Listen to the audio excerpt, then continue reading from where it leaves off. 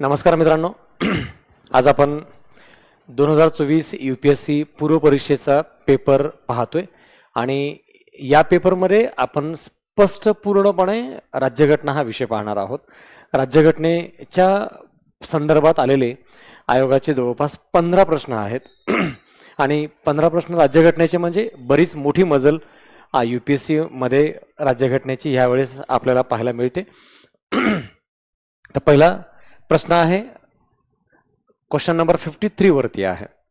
प्रश्न तुम्हाला समजावेत आणि इझिली आपण UPSCच्या पेपरच्या पॅटर्नसाठी तयार व्हावेत, आपल्याला त्या लँग्वेजचा कम्फर्ट झोनही समजावा म्हणून मी हिंदी भाषा अगोदर इथं प्रिपेअर करतोय, जेणेकरून आपण देवनागरी लिपी मराठी भाषेशी तुलनात्मकरित्या इझिली अंडरस्टँड होतो, व्हिज्युअलाइज होते, म्हणून याला आपण समजून घ्यायचा प्रयत्न करू। त्या ठिकाणी इंग्लिशचाही आपण वापर करू जे आपल्याला साइड बाय साइड यूज करता है।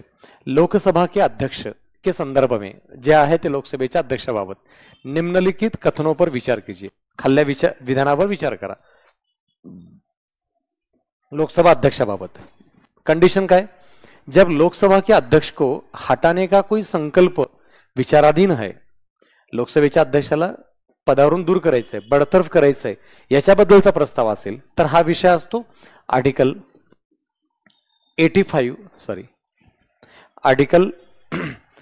85 संदर्भात। आपण या बद्दल जेव्हा आपण पीठासीन अधिकाऱ्याबद्दलचा विचार करतो किंवा घटक घेतो त्या बाबतीत हा मुद्दा याला अनुसरून येईल आहे।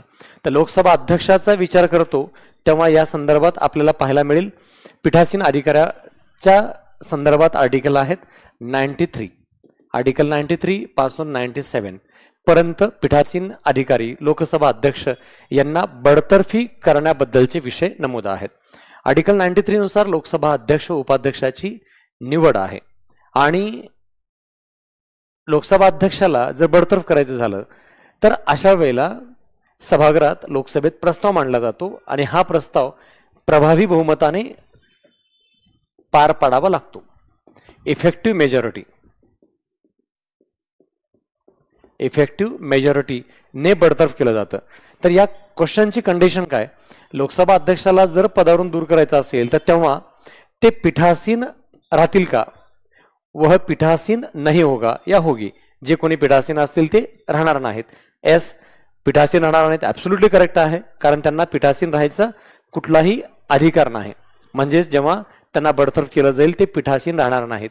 पण लोकसभा अध्यक्ष लोकसभेचे सदस्य आहेत, त्यामुळे ते सदस्य म्हणून काम पाहताना त्यांना सभागृहात बोलण्याचा अधिकार आहे। उसे बोलने का अधिकार नहीं होगा, तर बोलने का अधिकार होगा, सभागृहात त्यांना बोलण्याचा अधिकार राहील, कारण ते लोकसभा सदस्य आहेत, त्यामुळे ते सभागृहात बोलू शकतात।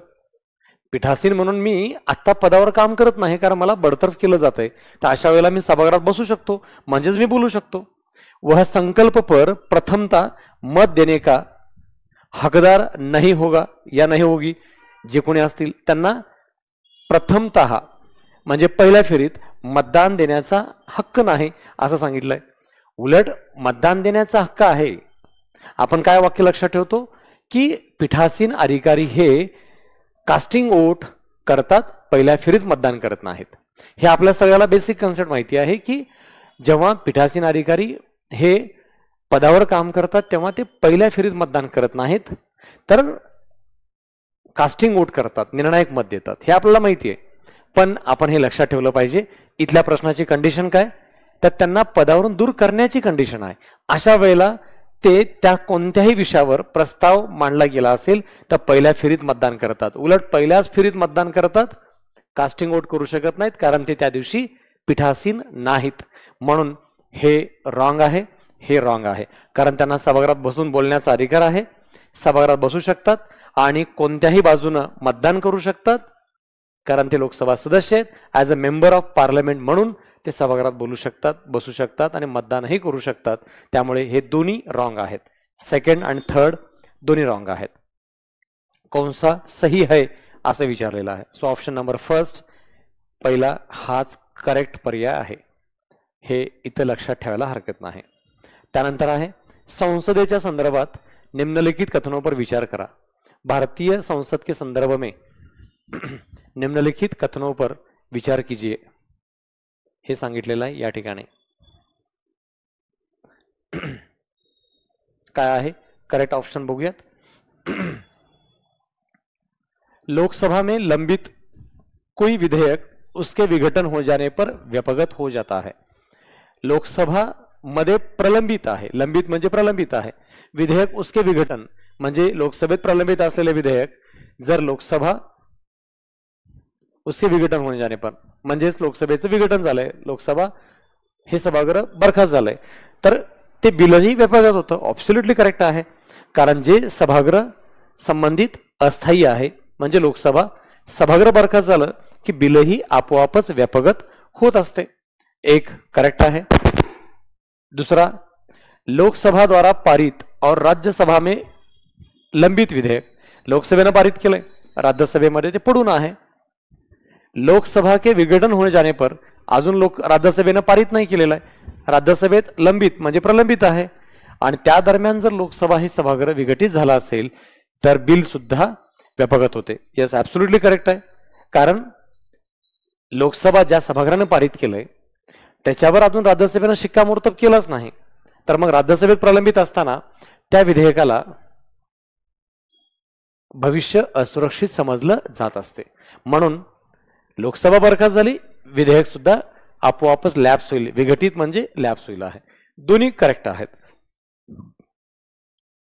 नंबर 3 ऑप्शन, कोई विधेयक म्हणजे कोणतेही बिल जिसके संबंध में भारत के राष्ट्रपति ने सदनों की संयुक्त बैठक आहूत करने के अपने आशय की सूचना दे दी है। एखाद्या विषयासंदर्भात भारताच्या राष्ट्रपतीने जॉइंट सेशन संयुक्त अधिवेशन बोलवण्यासंदर्भात सूचना दिली असेल तर त्या सूचनेबद्दल लोकसभा का विघटन हो जाने पर व्यपगत हो जाता है, तर सूचना या व्यपगत होत नाहीत, म्हणून हे ऑप्शन रॉंग आहे, व्यपगत होत नाही। तर राष्ट्रपतींनी जर असं काही सूचना पाठवल्या असतील संयुक्त अधिवेशनाबद्दल आणि ती सूचना दिलेली आहे त्या दरम्यान जर लोकसभा विसर्जित झाली तर त्या सूचनेवर कोणताही परिणाम पडत नाही। इथं काय सांगितलंय, सूचना व्यपगत हो जाता है, तर सूचना व्यपगत म्हणजे लॅप्स होत नाहीत, त्यामुळे फर्स्ट आणि सेकंड ऑप्शन हा ऍब्सोल्यूट करेक्ट आहे, थर्ड रॉंग आहे। म्हणून याचं आन्सर जे आहे ते आन्सर 1 आणि 2 करेक्ट आहे। कथनों पर सही पर्याय हे यूपीएससीचं खूप चांगली गोष्ट आहे, फक्त ते योग्य विचारतात, प्रत्येक ठिकाणी योग्य विचारले, ऑलमोस्ट कुठेच विचारलं नाही अयोग्य विचार सांगा, असत्य सांगा, अचूक नसलेलं सांगा, असलं गोलगोल फिरवणे कार्यक्रमच नाही। सरळ सरळ कंटेंट पाहिजे, मजबूत नॉलेज पाहिजे, अभ्यास पाहिजे, माहिती आहे तर माहिती आहे, करेक्ट आहे तर करेक्ट आहे, उत्तराची सगळी शाश्वती इथं आपल्याकडे असली पाहिजे। 1 आणि 2 करेक्ट आहे, ऑप्शन बी हा त्याचा पर्याय करेक्ट आहे। याप्रमाणे इथं हे 2 क्वेश्चन्स आहेत, 54, 53, त्यानंतर आहे 55 हा विशेष क्वेश्चन आहे, कारण हा क्वेश्चन 55 जो क्वेश्चन दिला आयोगाने तो मात्र दिलेला आहे राष्ट्रपती जे सभागृहाचं सेशन बोलवतात त्या संदर्भात आहे।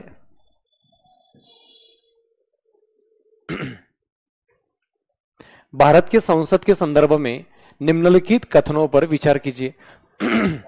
भारताच्या संसदेबद्दल विचार करायचा आहे, काय त्याच्याबद्दलचे घटक येतात आणि त्या पॉइंट ऑफ व्ह्यू कोणता घटक आहे। भारत के राष्ट्रपति द्वारा किसी सदन के सत्रावसान के लिए मंत्रिपरिषद के परामर्श की आवश्यकता नहीं है। संसदेचं अधिवेशन बोलवायचं झालं तर राज्यघटनेत आर्टिकल 85 आहे। या आर्टिकल 85 नुसार सत्र बोलावतात, सत्र समाप्त करतात आणि बरखास्त करतात। आणि बरखास्त कोणतं होतं, फक्त लोकसभा ही बरखास्त होत असते, पण हे सगळे घटक आर्टिकल 85 द्वारे होतं आणि हे 85 द्वारे कोण करतं तर भारताचे राष्ट्रपती करतात। हे ऍब्सोल्युटली या ठिकाणी इम्पॉर्टंट आहे। मग याप्रमाणे हे वाक्य खूप कमी ठिकाणी नमूद आहे, एक्झॅक्टली काय होतं की नाही, पण हे लक्षात ठेवणं आवश्यकच आहे.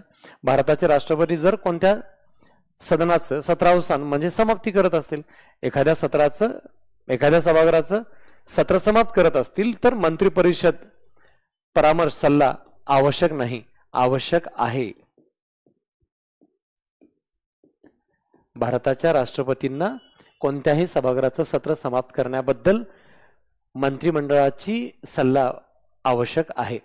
आणि त्यातही मंत्रिमंडळामध्ये आपले संसदीय कामकाज मंत्री यांना सल्ला देत असतात. कोणत्या दिवशी सभागृह समाप्त करायचंय आणि कोणत्या दिवशी बोलवायचंय याबद्दल मंत्रिमंडळ सल्ला देत असतं. भारताचे राष्ट्रपती स्वतःच्या विवेक बुद्धीने सभागृहाचं सेशन बोलवत नाहीत, म्हणून हे रॉंग आहे. सल्ला आवश्यक आहे. सदन का सत्रावसान सामान्यतः सदन के अनिश्चित काल के लिए स्थगित होने के पश्चात किया जाता है. सभागृहाचं सत्रावसान म्हणजे सत्र समाप्ती सामान्यतः ते जर अनिश्चित काळासाठी स्थगित झाला असेल तर तेव्हा करतात. म्हणजे अनेक दिवसापासून स्थगित आहे तर आपण सरळ सत्र समाप्तच करून टाकतो, हे एक कंडीशन.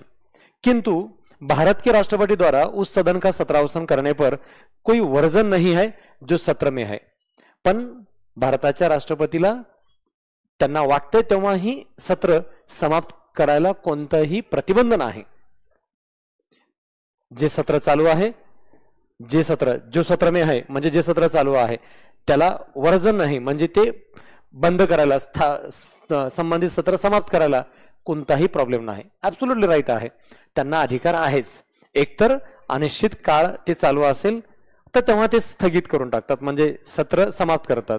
किंवा राष्ट्रपतीला वाटलं की एखादं सत्र आता चालू आहे तर ते सुद्धा समाप्त करू शकतात. पण हे कधी कोणाच्या सल्ल्याने? ऑलवेज मंत्री परिषदेच्या सल्ल्याने. पण असा अधिकार आहे का? तर ऍब्सोल्युटली त्यांना तसा अधिकार आहे. त्यामुळे ते करू शकतात. सेकंड ऑप्शन हा राईट आहे. थर्ड ऑप्शन, लोकसभा का विघटन म्हणजे सभागृह बर्खास्त लोकसभेचं भारत के राष्ट्रपति द्वारा असाधारण परिस्थितियों को छोड़कर म्हणजे अविशिष्ट परिस्थितीला सोडून मंत्री परिषद के परामर्श से किया जाता है.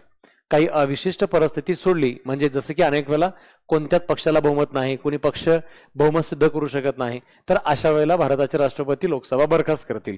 अशी कोणती असाधारण परिस्थिती सोडली तर बाकी इतर टाइमला मात्र मंत्री परिषदेच्या सल्ल्यानेच ते करतात. आणि या स्टेटमेंटमध्येच उत्तर आपल्याला सापडतं पहिल्या स्टेटमेंटचं. पहिल्या स्टेटमेंटमध्ये काय सांगितलंय? मंत्री परिषद की परामर्शता आवश्यक नाही. इथं आवश्यक आहे. आणि का आवश्यक आहे? सत्र समाप्त करण्यासाठी आवश्यक आहे. तसंच सत्र बरखास्त करायलाही आवश्यक आहे. लोकसभा विघटन म्हणजे लोकसभेचं बरखास्त. मग इथं आवश्यक आहे तर मग ऑब्विसली इथंही आवश्यक असलं पाहिजे. म्हणून हे रॉंग आहे आणि हे करेक्ट आहे. आणि हे कोणत्या आर्टिकल प्रमाणे आहे? आर्टिकल 85 नुसार सत्र समाप्तीबद्दलचे हे स्टेटमेंट आहेत.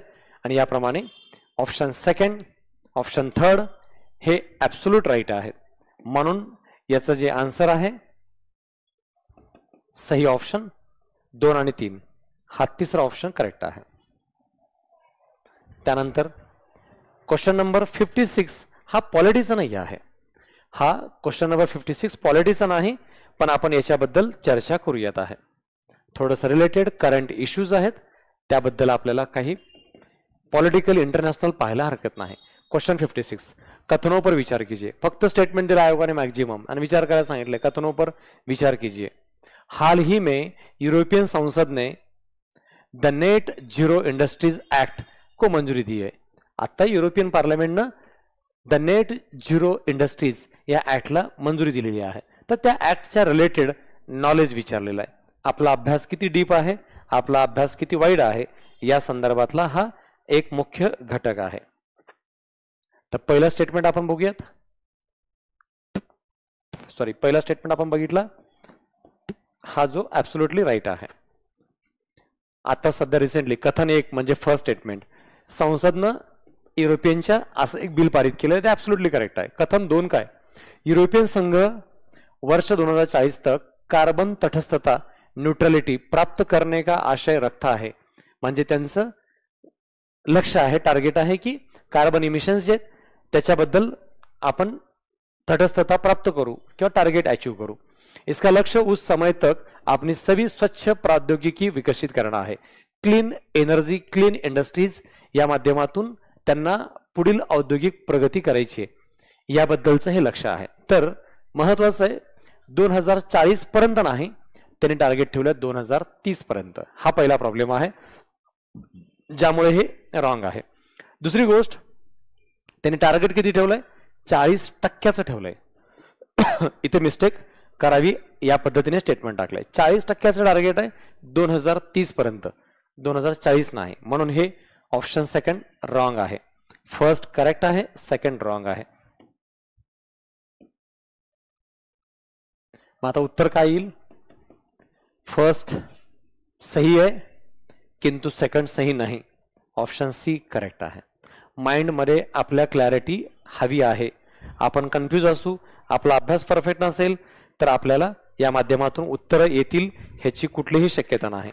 आपला दृष्टिकोन तसा डेव्हलप होणं गरजेचं आहे. आता नेक्स्ट क्वेश्चन आहे. आयोगाने इथं मध्ये मध्ये क्वेश्चन्स पेरलेत, त्यामुळे आपल्याला मध्ये मध्ये क्वेश्चन्स पाहावं लागेल, कारण एक सलगपणे यावेळेस प्रश्न असे नमूद नाहीत. मध्ये 2-3 1-2 प्रश्न आयोगाने टाकलेले आहेत. हा स्टेटमेंट, हा प्रश्न आपण युट्यूबवरती अनेक वेळा पाहिलेला आहे. नारी शक्ती वंदन अधिनियम हा पूर्ण घटक आपण यूट्यूबवरती 2 वेळेला लेक्चर घेतलेला है. नारी शक्ति वंदन अधिनियम के संदर्भ में विचार कीजिए. पहला एक ऑप्शन, ये उपबंध 18वीं लोकसभा के सभा से प्रभावी होंगे. 18वीं लोकसभा पासून ते प्रभावी होंगे. प्रभावी म्हणजे अंमलातील आहे. 18वीं लोकसभा कधीचा आहे? 2024 ते 29 या 18व्या लोकसभेपासून प्रभावी म्हणजे अंमलातील आहे.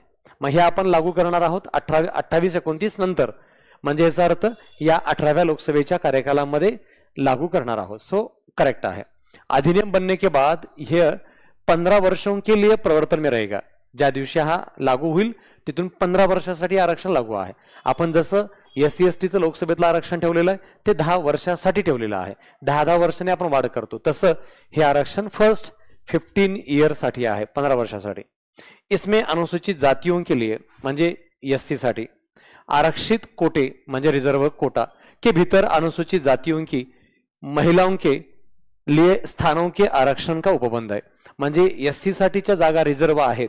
समजा आपण गृहीत धरू की SC साठी 15 जागा रिझर्व आहेत, तर त्या 15 जागा ज्या रिझर्व आहेत त्यातल्याच महिलांसाठी 1/3 जागा रिझर्व राहतील आहे. यासाठी वेगळं काही उपबंध नाही. ह्या सगळ्या संदर्भात राज्यघटनेतलं आर्टिकल 334 मध्ये ब्रॅकेट A हा ऍड केलेला आहे आणि हा ऍड झालेला आहे याच अमेंडमेंटने. नारी शक्ती वंदन अधिनियम जो अमेंडमेंट आपण आता 106 अमेंडमेंट नावाने ओळखतो, या अमेंडमेंटद्वारे आपण हे नवीन आर्टिकल ऍड केलेलं आहे. आणि SC साठीचं रिझर्वेशनचा आर्टिकल कुठला आहे? आर्टिकल 330 लोकसभेत आणि 332 विधानसभेमध्ये. हे जे आर्टिकल आहेत याच आर्टिकल अंतर्गत SC साठी व ST साठी जे रिझर्वेशन आहे त्या अंतर्गतच महिलांसाठीही रिझर्वेशन लागू असणार आहे. सो ॲब्सोल्युटली 1, 2, 3 हा ऑप्शन फर्स्ट करेक्ट आहे. त्यामुळे क्वेश्चन नंबर 61 चा आन्सर फर्स्ट हे ॲब्सोल्युटली करेक्ट आहे. त्यानंतर आहे आता क्वेश्चन नंबर 63. क्वेश्चन नंबर 63 इथून बरेच क्वेश्चन्स आयोगाने विचारलेले आहेत कंटिन्युअसली पॉलिटी बद्दल.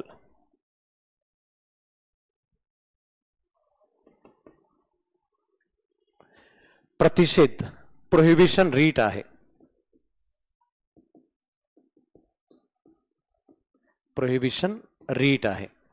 उच्चतम न्यायालय या उच्च न्यायालयों के द्वारा म्हणजे सुप्रीम कोर्ट, हाई कोर्ट द्वारा किसे और किस प्रयोजन से जारी किया गया एक आदेश है. म्हणजे प्रतिषेध जो रीट आहे तो सुप्रीम कोर्ट, हाई कोर्ट कोणत्या उद्देशाने चालू करते ह्याच्याबद्दल ऑफलाईनला, ऑनलाईनला, युट्यूबला आपण अनेक वेळा या स्टेटमेंट बद्दल चर्चा केलेली आहे. आणि आपण बोललो होतो त्याच्याबद्दल एक लहान लेकराचं उदाहरणही घेतलं होतं. प्रोहिबिशन म्हणजे निषेध करणे. निषेध कधी करायचं? जेव्हा खटल्याची कार्यवाही एकतर सुरुवातीच्या टप्प्यात असते किंवा अजून निकाल लागला नसतो. आणि उत्प्रेक्षण म्हणजे आपण खटल्याची कार्यवाही एकतर अंतिम टप्प्यात असते किंवा निकाल लागून गेलेला असतो. ह्याला आपण बेसिकली प्रतिषेध आणि उत्प्रेक्षण बोलतो. प्रोहिबिशन आणि सरशिरोरी ह्या दोन्ही बद्दल आपल्याला या माध्यमातून क्लिअर आयडिया आहे. आणि त्याच्यात आपण एक उदाहरण पाहिलं होतं की प्रोहिबिशन म्हणजे लहान लेकराला एखादी गोष्ट आगाऊपणा करत असेल तर रोखणे, थांबवणे, त्याला प्रतिषेध म्हणतात, निषेध करायचं. आणि एवढं निषेध करून पण ते ऐकत नसेल तर ते जे काही खेळत असेल ते काढून घ्यावं लागेल. उत्प्रेक्षण, काढून घेणे आहे. हे एक छोट्याशा लाईनमध्ये वाक्य लक्षात ठेवायला पाहिजे. आता एवढं डीपमध्ये तर आयोगाने विचारलंच नाही, इथं खूपच सोपं विचारलंय. किसी सरकारी अधिकारी को, काहीच संबंध नाही, सरकारी अधिकाऱ्याबद्दल प्रतिषेध निघतच नाही. संसद विधानसभा को, काही संबंध नाही, रीट हा प्रतिषेध संसद विधानसभेच्या बद्दल काढतच नाहीत. खरं तर संसद विधानसभेच्या रिलेटेड कोणतीच रीट नाही आहे, कारण ते कायदा मंडळ आहे आणि कायदा मंडळाच्या अगेन्स्ट आपण कुठेच रीट काढत नाही. निचली अदालत म्हणजे खाल्लं कनिष्ठ न्यायालय को किसी मामले में कार्यवाही जारी करने का प्रतिषेध करने के लिए, त्यांनी एखादं काम असं काही करायचा प्रयत्न केलाय जे त्यांच्याकडे अधिकार नाही, त्यामुळे आम्ही त्यांचा निषेध करतो आणि खटला वरच्या न्यायालयात चालवण्याबद्दल सांगतो. म्हणून हे ऑप्शन सी ऍब्सोल्युटली करेक्ट आहे. ऑप्शन 4 का करेक्ट नहीं.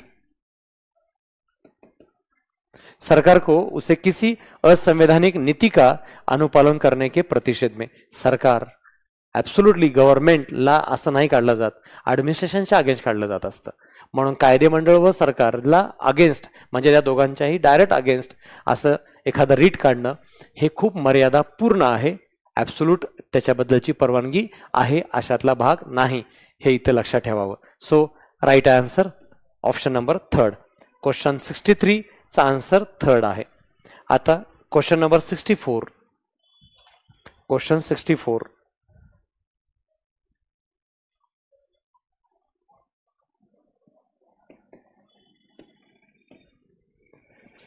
कथनोपर पुन्हा स्टेटमेंटवर विचार करा. म्हणजे इथं डोक्याला त्रासच नाहीये, मेंटली हरासमेंट नाहीये की अचूक नाही, असत्य नाही, एक पण अ पण नाही, ब पण नाही, न अ न ब असे जे पर्याय एमपीएससी देते, असं कुठल्याही क्वेश्चन्स मध्ये फिरवणूक नाही आहे. सरळ सरळ विचारलंय, पण मजबूत अभ्यास तपासला जातो एवढ्या लेवलचे प्रश्न मात्र इथं असतात आहे. वह राज्य का राज्यपाल है जो उस राज्य के किसी समुदाय को अनुसूचित जनजाति के रूप में मान्यता देता है और घोषित करता है. राज्यपाल ते हे राज्यपाल आहेत जे त्या राज्यातल्या एखाद्या समुदायाला अनुसूचित जनजाती म्हणजे एसटी म्हणून मान्यता देतात किंवा घोषित करतात. तर आपल्याला रियालिटी माहिती आहे की एखाद्या एससी किंवा एसटी म्हणून घोषित करायचं झालं तर पहिली मुळात गोष्ट अधिकार केंद्राला आहेत. कोणत्याही जातीला एससी किंवा एसटी ठरवण्याचे अधिकार केंद्राला आहेत. त्यामुळे लॉजिकली राज्यपाल हे ऑप्शन पटणारच नाही आहे आणि म्हणून तिथं उत्तर राज्यपालच्या ऐवजी राष्ट्रपती हे ऑप्शन करेक्ट आहे. एखाद्या वर्गाला जर अनुसूचित जनजाती म्हणजे ट्रायबल ठरवायचं झालं तर अधिकार राष्ट्रपतीकडे आहेत आणि या संदर्भात आर्टिकल 244 कार्य करतो. आर्टिकल 366 मधील 25 कार्य करतो. तसंच आर्टिकल 342 हा ऍब्सोल्यूट राईट आहे. 342 ऍब्सोल्युटली 342 हे एक्झॅक्ट स्टेटमेंट करेक्ट आहे. इनडायरेक्ट आहेत हे, इनडायरेक्ट हे आर्टिकल आहेत, पण डायरेक्टली आर्टिकल 342 आहेत. या संदर्भात हा मुख्य घटक विषय आहे, त्यानुसार हे लक्षात ठेवलं पाहिजे आहे. सो ऑप्शन फर्स्ट रॉन्ग आहे, कारण राज्यपाल नाही, राष्ट्रपती आहेत. किसी राज्य में अनुसूचित जनजाति म्हणजे ट्राइबल के रूप में घोषित किसी समुदाय के लिए यह आवश्यक नहीं कि दूसरे राज्य में भी ऐसा हो. एखादा समुदाय जसं की महाराष्ट्रामध्ये, जसं आपण आता पाहतो राजस्थानमध्ये धनगड असा समुदाय हा ट्रायबलमध्ये येतो, पण महाराष्ट्रामध्ये धनगर हा समुदाय मात्र ट्रायबलमध्ये येत नाही. मग महाराष्ट्रातील धनगर समुदायाच्या म्हणण्यानुसार मराठीमध्ये त्याला धनगर म्हणतात, पण हिंदीमध्ये तो धनगड आहे. त्यामुळे आम्ही दोन्ही जाती एकच आहोत असं म्हटलं जात असलं तरी ते एक समजलं जात नाही. आणि तसंच एखादी जात समजा गुजरातमध्ये ट्रायबल आहे किंवा आंध्रात ट्रायबल आहे, तर ती जात मात्र महाराष्ट्रात अजूनही ट्रायबल नाही. म्हणजेच एखादी जात आंध्रात ट्रायबल आहे, पण नांदेड हिंगोली या जिल्ह्याच्या परिसरामध्ये सीमावर्ती भागात आंध्रा तेलंगणामधील व्यक्ती त्याच जातीचा त्यांचाच नातेवाईक हा आंध्रा तेलंगणा ट्रायबल आहे, पण इकडे मात्र नांदेड हिंगोलीमध्ये तो ट्रायबल नाही. पण तो ट्रायबल असायला पाहिजे असं काही बंधन नाही. यह आवश्यक नाही की दुसरे राज्य में भी ऐसा हो. जसं तिकडे आहे तसंच इकडे असायला पाहिजे, हे ऍब्सोल्युटली करेक्ट आहे. हे स्टेटमेंट आणि याबद्दलचा घटक. कारण याबद्दल आर्टिकल 342 नुसार ज्या तरतुदी आहेत त्यामध्ये हे स्टेटमेंट जशास तसं घटनेत नमूद आहे. कौन सा सही है? So option second. ऑप्शन केवळ सेकंड. सरळ सरळ आयोगाने पर्याय 1, 2, 1 आणि 2, न 1 न 2. म्हणजे खूप कमी शब्द वाचावे लागतात पण परफेक्ट नॉलेज आहे. स्टेटमेंटमध्ये मात्र प्युअर कॉन्स्टिट्यूशन आहे, प्युअर नॉलेज आहे आणि तेवढा सराव पाहिजे, तेवढा त्याच्यावरचा रिव्हिजनचा पार्ट पाहिजे, तर आपल्याला ते क्वेश्चन बरोबर करता येतात, अन्यथा नाही. आता क्वेश्चन आहे 65.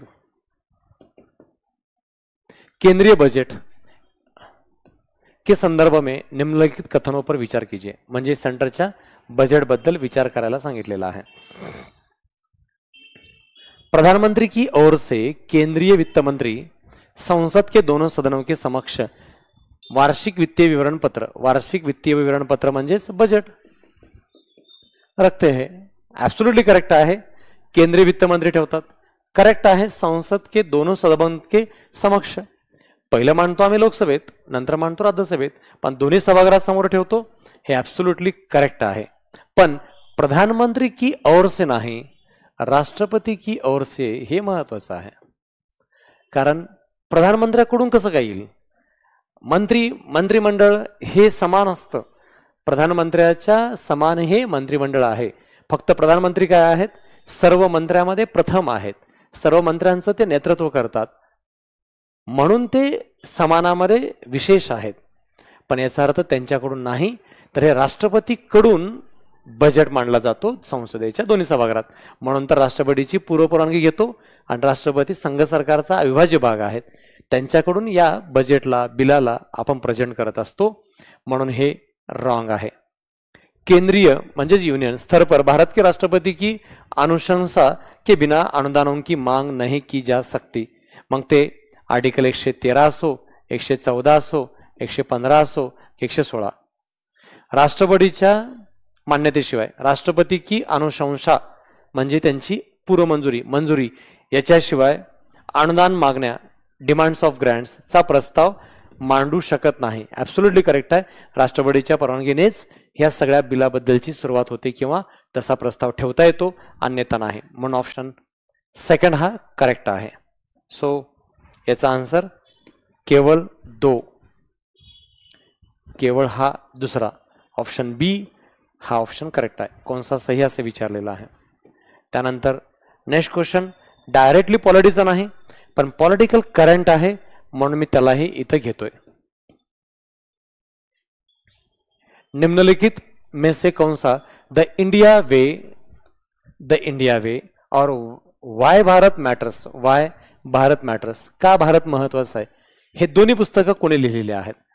द इंडिया वे हे पुस्तक तर खूपच गाजलेलं आहे, जे एस सुब्रमण्यम जयशंकर आपले परराष्ट्र मंत्री ज्यांची ही पुस्तकं आहेत, ज्याबद्दल सरळ विचारलेलं आहे. एवढ्या अवघड विचारल्यानंतर एखादं सोपं बाउन्सर आहे, डायरेक्टली क्वेश्चनचा आन्सर आपल्याला देता यावं अशा टाईपचा हा प्रश्न विचारलेला आहे.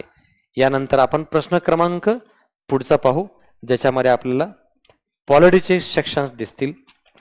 असा घटक आहे क्वेश्चन 76. क्वेश्चन 76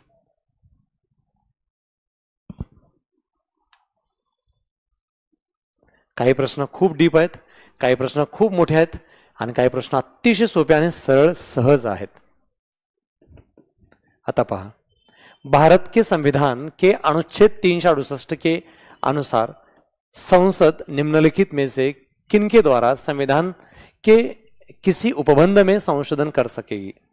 आर्टिकल 368 द्वारा संसद खालीलपैकी कशाद्वारे म्हणजे यापैकी कोणत्या प्रकाराद्वारे घटनेमध्ये कोणतेही उपबंध म्हणजे घटकामध्ये संशोधन म्हणजे दुरुस्ती कोणत्या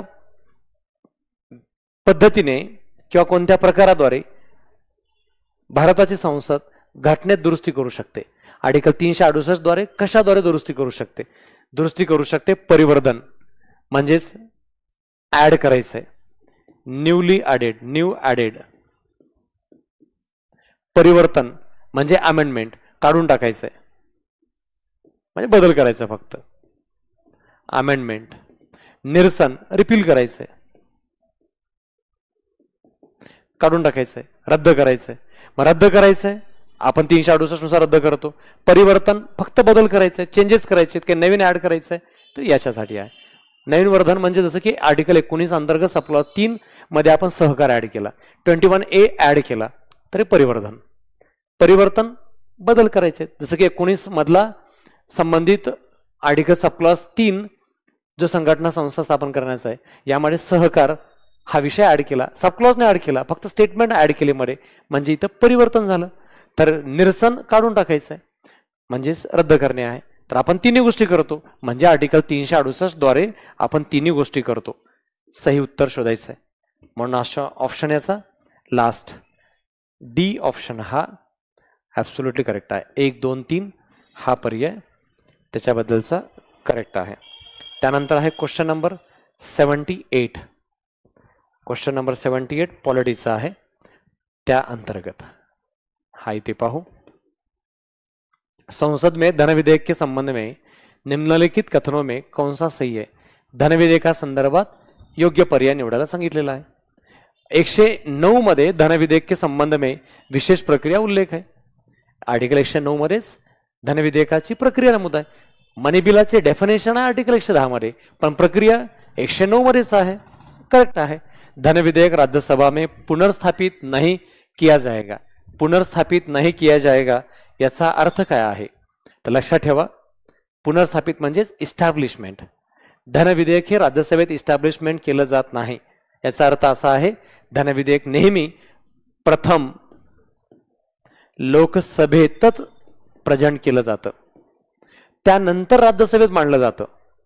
म्हणून हे वाक्य सुद्धा करेक्ट आहे. राज्यसभा में पुनर्स्थापित नहीं किया जाएगा. मग कुठं पुनर्स्थापित केलं जाईल, लोकसभेत प्रस्थापित केलं जाईल. म्हणजेच हे ॲब्सोल्युटली राईट आहे. राज्यसभा में पुनर्स्थापित नहीं किया जाएगा हे राईट आहे, कारण पुनर्स्थापित कुठं करतात, लोकसभेत आहे. मग यांनी जे असं विचारलं असतं धन विधेयक राज्यसभा में पुनर्स्थापित किया जाएगा, त्याने रॉंग आलं असतं. केलं जात नाही, कारण हे लोकसभेत प्रेझेंट केलं जातं. मग तुम्ही म्हणाल आपण काय राज्यसभेमध्ये बिल मांडत नाही का? मांडतो. अगोदर लोकसभेत मांडतो, त्यानंतर सेकंड हाऊस राज्यसभेत मांडतो. म्हणून हे वाक्य आहे ते ॲब्सोल्युटली राईट आहे. राज्यसभा या तो विधेयक को अनुमोदन दे सकती है म्हणजे मंजूरी, या तो परिवर्तन के लिए सुझाव दे सकती है. सुझाव नहीं कर सकते, सुझाव मतलब बदल नहीं कर सकती है, सुझाव दे सकती है. सुझाव दे सकती है किंतु इसे अस्वीकार नहीं कर सकते. ना त्याला रिजेक्ट करू शकेल, ना त्याला अमेंड करू शकते. तर यामध्ये फक्त ते बदल करण्याबद्दल सूचना देऊ शकतात. ॲब्सोल्युटली करेक्ट आहे. मंजुरी देईल, सूचना सुचवतील, पण ते अमान्य करणार नाहीत, म्हणून ते करेक्ट आहे. राज्यसभा द्वारा धन विधेयक में सुझाव किए गए संशोधन को लोकसभा द्वारा स्वीकार करना होगा. आता या माध्यमातून तुम्हाला याचा अंदाज येईल. ह्याचा अर्थ ॲब्सोल्युटली त्या स्टेटमेंटवरूनच कळतो. जर राज्यसभेनं धनविधेयकाबद्दल सूचना दिल्या आहेत, तर ते सूचना लोकसभा द्वारा स्वीकार करणं होगा. असं काही बंधन नाही. लोकसभेनं ते स्वीकार केलं पाहिजे असं काहीही बंधन नाही. त्यामुळे हे रॉंग आहे. लोकसभेची मंजुरी, लोकसभेची इच्छा ते ऐकायचं तर ऐकतील, अन्यथा नाही. त्यामुळे 1, 2, 3 करेक्ट आहेत. 1, 2, 3 म्हणजे ऑप्शन नंबर तिसरा 1, 2, 3 करेक्ट आहे. याप्रमाणे क्वेश्चन नंबर 78 मधला हा क्वेश्चन इथं कंप्लीट होतो. त्यानंतर आयोगाने लास्ट काही पेजेसवरती प्रश्न टाकलेत, ते म्हणजे क्वेश्चन नंबर 91. क्वेश्चन नंबर 91 मध्ये मिक्स केलेले आहेत हिस्ट्री, जिओग्राफी, इतर घटकाबद्दल. आता आहे क्वेश्चन नंबर 91 आणि खूप छान क्वेश्चन टाकलेत. आपल्याला राज्यसेवेच्या नवीन पॅटर्न डिस्क्रिप्टिव्ह प्रमाणे पूर्व मुख्य परीक्षेला याचा अधिकतम फायदा होणार आहे. याप्रमाणे यावर आपली तयारी, आपला अप्रोच असं डेव्हलप करणे आहे. कारण आपण फक्त राज्यसेवेची तयारी करत नाही, तर आपण मराठी मीडियममध्ये UPSCची पण तयारी करतो. तर आपली तयारी या पेपरच्या पॅटर्नप्रमाणे तयार होण्याला असली पाहिजे, याचं विशेष लक्षात ठेवणं आहे. डिसेंबर 2023 पर्यंत भारत सरकार द्वारे कितने परिसीमन आयोग गठित किए गए हैं? किती परिसीमन आयोग स्थापन केलेत? पहिलं परिसीमन आयोग 52. किती वेळेस आपण चर्चा केली याची? 1962, 1972 आणि 2002. 4 वेळेला. हे आपण खूप वेळा डिस्कस केलेलं आहे. खूप कॉमन लेवलवरती घेऊन आपण याचा आढावा घेतलेला आहे. राज्यघटनेतला आर्टिकल 82 आहे. आर्टिकल 82 द्वारे राष्ट्रपतीने आतापर्यंत 4 वेळेला स्थापन केलेलं आहे. सो ॲब्सोल्युटली आन्सर 4 हे करेक्ट आहे. जर असा अभ्यास झाला असेल तर हे सहज आठवेल, अन्यथा जे विचारलंय ते सुद्धा अवघड वाटेल. ते आता परिसीमन आयोगाबद्दल डिटेल इथं सांगत बसायला आपल्याला वेळ नाही. त्यामुळे आपण प्रश्नावर फोकस करू आणि राईट आन्सर आपण घेण्याचा प्रयत्न या माध्यमातून करूयात आहे. आता क्वेश्चन विचारलाय 71 अमेंडमेंट 1992, 71वीं घटना दुरुस्ती 1992 द्वारे निम्नलिखित में से किस भाषा को शामिल करने के लिए संविधान की 8वीं अनुसूची में संशोधन किया गया? म्हणजे 8व्या परिशिष्टामध्ये अमेंडमेंट केलं गेलेलं आहे. तर कोणत्या कोणत्या भाषेसाठी ही 71 अमेंडमेंट होती त्याच्याबद्दलचा पाठ विचारलेला आहे. कोकणी करेक्ट आहे, मणिपुरी नंबर 2 करेक्ट आहे आणि नेपाळी हे करेक्ट आहे. कोकणी, मणिपुरी आणि नेपाळी या 3 भाषा बद्दल 8व्या परिशिष्टामध्ये बदल करून या अमेंडमेंटद्वारे त्याचा समावेश केला आहे. म्हणून ॲब्सोल्युटली हा ऑप्शन पहिला 1, 2, 3 हा करेक्ट आहे. मैथिली कोणत्या अमेंडमेंटने आलेली आहे? मैथिलीचा अमेंडमेंट लक्षात ठेवावं 92 अमेंडमेंट 2003 याद्वारे आलेले आहे. आणि या अमेंडमेंटने अजून कोणत्या भाषा ऍड केल्या होत्या? तर या अमेंडमेंटनी आपण बोडो, डोंगरी, संथाली आणि मैथिली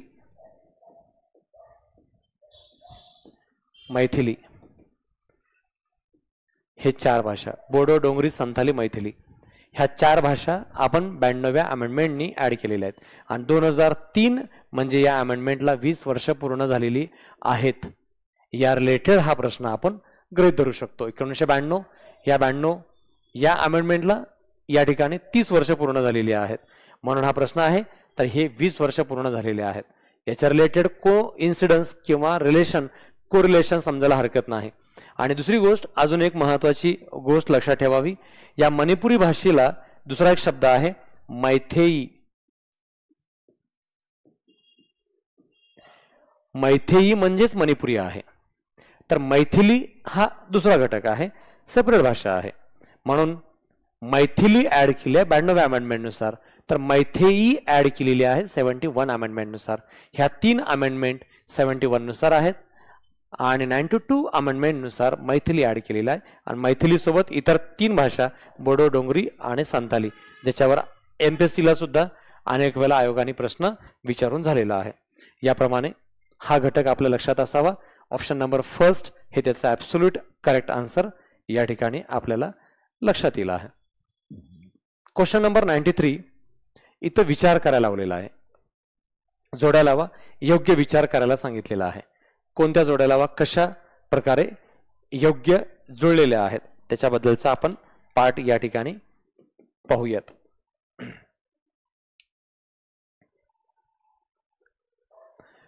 भारतीय जनसंघ म्हणजे सुरुवातीची जनसंघाची party.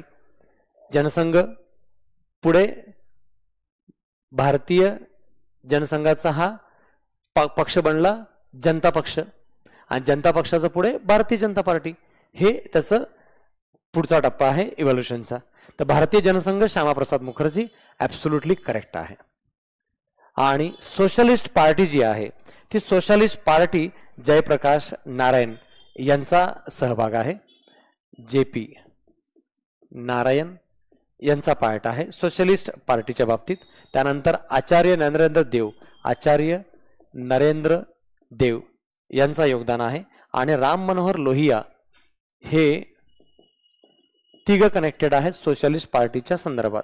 Socialist party, Jayaprakash Narayan, Narendra देव, लोहिया ह्या तिघांचा मिळून घटलेला पार्ट आहे सोशलिस्ट पार्टीचा. त्यामुळे सी राजगोपालचारी हे रॉंग ऑप्शन आहे. तर नेक्स्ट आहे काँग्रेस फॉर डेमोक्रेसी.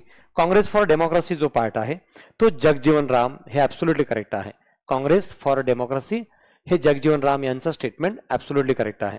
तर स्वतंत्र पार्टी ही आलेली आहे सी राजगोपालचारी यांच्या माध्यमातून आहे. स्वतंत्र पार्टीचे योगदान सी राजगोपालचारीकडे आहे. त्यामुळे हाही पर्याय रॉंग आहे. आचार्य नरेंद्र देवांचं योगदान कुठे आहे तर सोशलिस्ट पार्टीकडे आहे. सोशलिस्ट पार्टी नरेंद्र देव, तर स्वतंत्र पार्टी सी राजगोपालचारी. आणि सोशलिस्ट पार्टीमध्ये नरेंद्र देव यांच्याशिवाय जे पी नारायण आहेत आणि लोहिया आहेत. त्यामुळे हे सेकंड आणि फोर रॉंग आहे. सेकंड फोर रॉंग आहे. फर्स्ट आणि थर्ड करेक्ट आहे. मग एकूण किती करेक्ट आहेत, कितने सही आहे, 2. ऑप्शन 2 करेक्ट आहेत, केवळ 2. मग 2 कोणते, जनसंघ आणि काँग्रेस फॉर डेमोक्रेसी, जगजीवन राम, श्यामाप्रसाद मुखर्जी 2 बरोबर आहेत.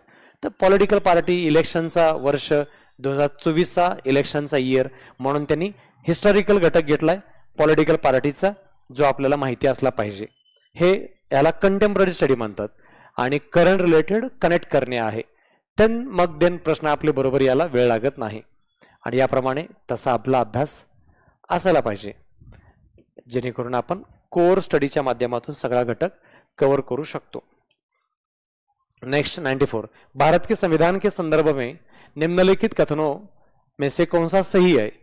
ऑप्शन फर्स्ट, नगरपालिकाओं की शक्तियां संविधान के भाग 9 क में दी गई है.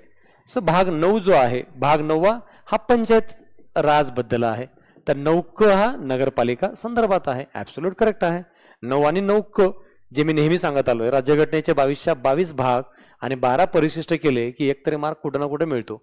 हे फुकटमध्ये मार्क आहे. आपात उपसंबंध संविधान के भाग 18 में, आपात उपबंध म्हणजे इमर्जन्सी, इमर्जन्सी संदर्भात राज्यघटनेत 18वा भाग आहे. ऍब्सोल्युटली करेक्ट आहे. आर्टिकल 352 ते 360 या अंतर्गत हा घटक नमूद आहे, म्हणून करेक्ट आहे. संविधान के संशोधन के संबंध में उपबंध संविधान के भाग 20 में दिया गया है. ऍब्सोल्युटली करेक्ट आहे. आर्टिकल 368 संशोधन घटना दुरुस्ती संदर्भात भाग 20 मध्ये त्याच्याबद्दलचा पाठ नमूद आहे. इथं काय विचारलंय, मग त्यांनी राज्यघटनेचे भागच विचारले सगळ्या ठिकाणी. 9 क 18वा भाग 20वा भाग, ह्याच्यावर सोपं आणि सहज प्रश्न अजून काय राहू शकतो, जे फुकटमध्ये मार्क मिळाल्यासारखे आहेत. याला इग्नोर करण्याचा ऑप्शन आपल्याकडे राहत नाही. 1, 2, 3 सगळाच पर्याय करेक्ट आहे. हे चुकूनही चुकले नाही पाहिजे, ही अत्यावश्यकता आहे, हे विसरू नका. UPSC म्हणजे सगळंच अवघड असतं आणि म्हणजे आपल्याला कसं आपल्या डोक्याच्या बाहेर आहे आणि आपल्याला सगळा विषय कुठेही जमणारा नाही असं कन्सिडर करायचा ऑप्शन नाही. अवघड असतात काही, त्याच्या नादाला लागणे नाही. जे जमतात तिथं काही सोडणे नाही. जर आपल्याला रिझल्ट पाहिजे तर आपला ॲटिट्यूड, आपला अप्रोच या पद्धतीने असला पाहिजे आहे. आता है भारत के संविधान के अनुसार निम्नलिखित में से कौन सा सही है. आता इथे जे प्रश्न विचारले सगळे विषय सूचीबद्दल आहेत. राज्य विषय आहे, राज्य विषय आहे, संघ विषय आहे आणि राज्य विषय आहे. जे मी तुम्हाला नेहमी सांगत आलोय, एक पूर्ण सगळे भाग घटनेचे सगळे विषय सूची 12च्या 12, 22च्या 22 भाग आणि विषय सूची, संघ सूची, राज्य सूची, समवर्ती सूची आणि त्यातल्या त्यात समवर्ती सूचीवर आयोग नेहमी प्रश्न विचारतं. हे 3 गोष्टी करून ठेवल्या, मिनिमम 1 येतो, अवरेज 2 मार्क येतात आणि ते अगदी फुकट मधले मार्क असतात. आणि त्याच्यासोबत अजून 1, 2, 3 असे चॅप्टर करून ठेवले, संविधान सभा, उद्देश पत्रिका आणि त्यासोबत घटनात्मक आयोग. हे 3 जरी केले तर अजून 3 मार्क मिळतात. आणि आता मी बोललो त्यातले 2 मार्क, 5 मार्क कुठेच हलत नाहीत. विदाऊट कॉन्स्टिट्युशनल स्टडी, राज्यघटनेचा घटनात्मक अभ्यास न करता सुद्धा मार्क घेता येतात. पण काही गोष्टी असतात जे फिक्स येतात, ते फिक्स झाले पाहिजे आहे. बघूयात काय करेक्ट आहे. आंतरराज्य व्यापार आणि वाणिज्य राज्यसूची के अधीन एक राज्य विषय आहे. आंतरराज्य व्यापार वाणिज्य राज्यसूचीचा कसा असेल, हा विषय संघसूचीचा आहे. संघसूची. आंतरराज्यीय प्रवासन, इंटरस्टेट ट्रॅव्हलिंग करणे आहे, राज्यसूची के अधीन एक विषय, हा सुद्धा संघसूची आहे. दोन्ही रॉंग आहेत. सही असं विचारलंय. आंतरराज्यीय संघरोध संघसूची के अधीन एक संघ विषय आहे. ऍब्सोल्युटली करेक्ट आहे. हा विषय संघसूचीचा एक भाग आहे. याला इंग्लिशमध्ये जेव्हा आपण बोलतो तेव्हा क्वारंटाईन जे म्हणतायत तो शब्द इथं वापरलेला आहे. क्वारंटाईन हा घटक आहे. संगरोध म्हणजे क्वारंटाईन. हा संगरोध संघसूचीचा विषय आहे. हा ऍब्सोल्युटली करेक्ट आहे. आणि विशेष म्हणजे काय तर हे दोन्ही विषय जे संघसूचीतील विषय आहेत, संघ सूचीमधील विषय क्रमांक 81 विषय क्रमांक 81 मध्येच आहेत. आणि 81 मध्ये प्रवासन इंटरस्टेट ट्रॅव्हलिंग जे आहे ते सुद्धा संघसूचीमध्ये आहे. खरं तर 81 विषय क्रमांक 81 मध्ये आंतरराज्यीय प्रवास आणि संगरोध हे संघसूचीमध्ये नमूद आहे असं लिहिलंय. एकच वाक्य आहे. प्रवासन आणि संगरोध हे एकच वाक्य आहे. आणि त्यांनी काय केलंय, प्रवासन राज्यसूची करून टाकला आणि संगरोध संघ ठेवला, त्याचीच फोड केली. म्हणून विषय सूची माहिती असली पाहिजे, हे फोकस असू द्या. सी करेक्ट आहे. निगम कॉर्पोरेशन कराय, कॉर्पोरेशन राज्यसूचीमध्ये कसं येईल, राज्यसूचीमध्ये कॉर्पोरेशन टॅक्स आहे, डायरेक्ट टॅक्स आहे. आणि डायरेक्ट टॅक्स सगळे सेंटरकडे आहेत हे आपल्याला माहिती आहे. सो हे रॉंग आहे. ऑप्शन सी ऍब्सोल्युटली करेक्ट आहे. 95चा आन्सर सी हा पर्याय बरोबर आहे. त्यानंतर लास्ट क्वेश्चन आहे आणखी एक, तो म्हणजे 96 अंतर्गतचा प्रश्न आहे. आणि तोही अगदी सोपा आहे. सोपा म्हणजे एवढा सोपा, सरळ फुलटॉस बॉल आहे. भारत के उच्चतम न्यायालय म्हणजे सुप्रीम कोर्टने निजता म्हणजे प्रायव्हसी खाजगी जीवन के अधिकार म्हणजे आपलं खाजगी जीवनाचा जगण्याचा अधिकार को भारत के संविधान के निम्नलिखित में किस अनुच्छेद के अंतर्गत रखा है. राइट टू प्रायव्हसी हा विषय कोणत्या मूलभूत अधिकारामध्ये येतो. ऑब्विसली आर्टिकल 21 राईटच आन्सर आहे. बाकी काही बघायची गरज नाही. 15-16 काय संबंध आहे. 19 मध्ये स्वातंत्र्य आहे. आणि राईट टू प्रायव्हसी माझ्या जीवनाची, माझी स्वतःची खाजगी वैयक्तिक लाईफची माहिती आर्टिकल हे 21 चाच पार्ट आहे. त्यामुळे याच्या रिलेटेड हा घटक, हा आन्सर 96चा करेक्ट ऑप्शन डी हाच आहे. अशा प्रकारे इथं आपले क्वेश्चन्स हा पूर्ण पार्ट इथे समाप्त होतो, जे लास्ट क्वेश्चन नंबर होता आहे. याच्या पुढे कोणताही प्रश्न नाही. येस ॲब्सोल्युटली एकही क्वेश्चन नाही आहे. त्याच्यानंतर इथं आपण ऑलमोस्ट 15-16 प्रश्नांचा पार्ट आढावा इथं घेतलेला आहे. आणि ह्या UPSCच्या पेपरच्या पॅटर्नवर आधारित नेक्स्ट इयर राज्यसेवा प्री आणि राज्यसेवा मुख्य परीक्षा तयारी करणं आवश्यक आहे. याचा एक ठोकताळा अंदाज समजावा आणि आपणही त्या लेवलवर तयारी करावी. आपण ऑलरेडी राज्यघटनेची तयारी केलेली आहे. राज्यघटनेचे नोट्स आपल्याकडे आहेत, आपल्याकडे विषय आहेत. आपण ह्या सगळ्या पेपरच्या अनालिसिसवरून स्वतःचा अंदाज बांधू शकतो की आपण ऑलरेडी कुठल्या लेवलची तयारी केलेली आहे, आयोगाचा पेपर कुठल्या लेवलचा आहे, आणि आपल्याला पॉलिटिक्सचे प्रश्न किती जमलेत हे जरूर कमेंटमध्ये सांगायला विसरू नका आहे. पुन्हा भेटू नेक्स्ट लेक्चरमध्ये. थँक्यू.